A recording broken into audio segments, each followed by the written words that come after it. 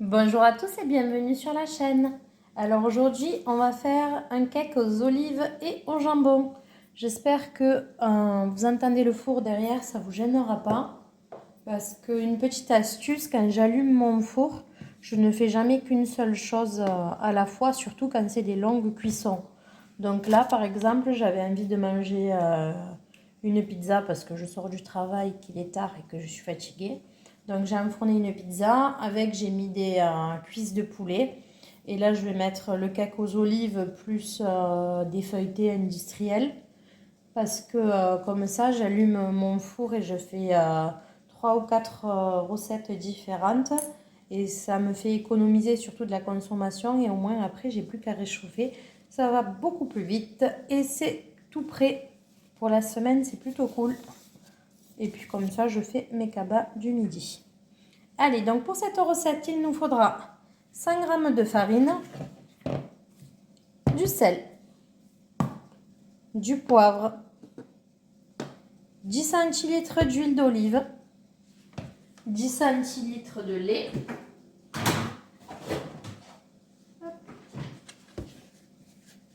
ensuite il nous faudra 100 g d'olives dénoyautées, 150 g de dés de jambon, 3 œufs. Bon, je vous amène une petite astuce d'ailleurs sur les œufs. Ce que je fais, c'est que je les casse toujours en séparé. Pourquoi? Parce que l'autre fois, malheureusement, je n'ai pas voulu le faire. Et bien sûr, j'en ai cassé 4. Et le dernier, il n'était pas bon. Donc, du coup, j'ai dû tous les jeter. Que si je l'avais fait comme je fais d'habitude, de les casser un par un dans un verre et de les ajouter au fur et à mesure, ben, tout simplement, ça m'aurait évité d'en gaspiller. Mais bon, c'est pas grave, ça arrive. Et de la levure. Ah, voilà, je vais chercher. Hop. Et voilà. Donc, malheureusement, il faut 100 g de gruyère, pardon. Mais j'en ai plus. Donc là, exceptionnellement, on va faire 100.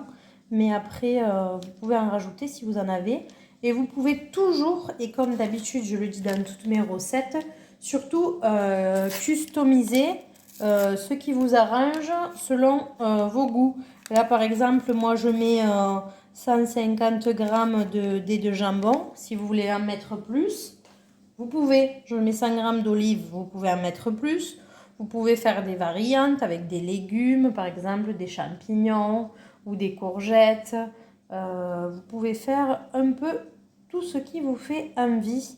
La base, c'est la base d'un cake. Et après, il suffit juste de l'agrémenter à sa convenance. On peut mettre par exemple des dés de feta, de la mozzarella. Je laisse cours à votre libre imagination. Allez, donc, dans la farine, je vais rajouter la levure, le sel, ça c'est pareil, c'est un peu par rapport à vos goûts, le poivre, pareil, dosage qui vous convient à vous. Ensuite, les 10 cl d'huile.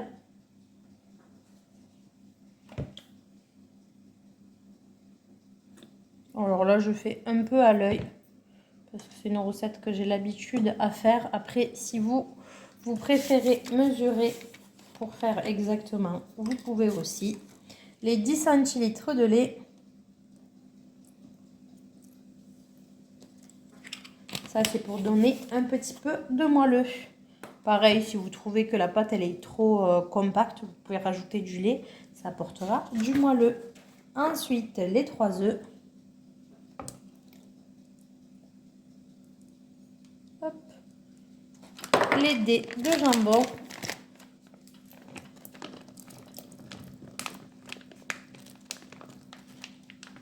Alors, ce que vous auriez pu faire, c'est que vous auriez pu remuer avant de mettre les jambons et les olives.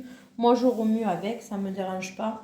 Après, si vous n'avez pas l'habitude de remuer énergiquement, c'est sûr que ça ne va pas faire un mélange homogène. Donc, peut-être préférer remuer tout avant de rajouter le jambon et les olives. Alors ensuite, on ajoute les 100 g d'olives et puis on va remuer tout ça. Et voici une fois tout mélangé à l'appareil que ça vous fait. Alors vous voyez, il n'est pas compact, il a de la légèreté et c'est comme ça que je le veux. Donc pensez bien à prendre un moule, peu importe la forme, c'est comme vous préférez, et à surtout bien le beurrer. Après, si vous voulez, vous pouvez aussi le huiler plus le fariner, le beurrer ou le fariner. C'est vous qui voyez comme vous avez l'habitude de faire.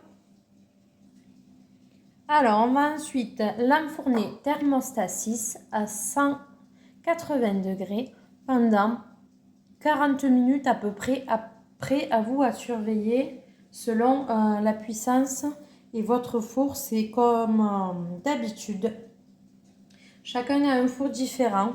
Donc, basez-vous sur 30 minutes et à partir de 30 minutes, vous commencez à le surveiller. Pour voir s'il est cuit, rien de plus simple, vous plantez juste un couteau au centre. Et si le couteau ressort tout sec, c'est qu'il est cuit. S'il est avec de la pâte dessus, c'est qu'il manque quelques minutes de cuisson.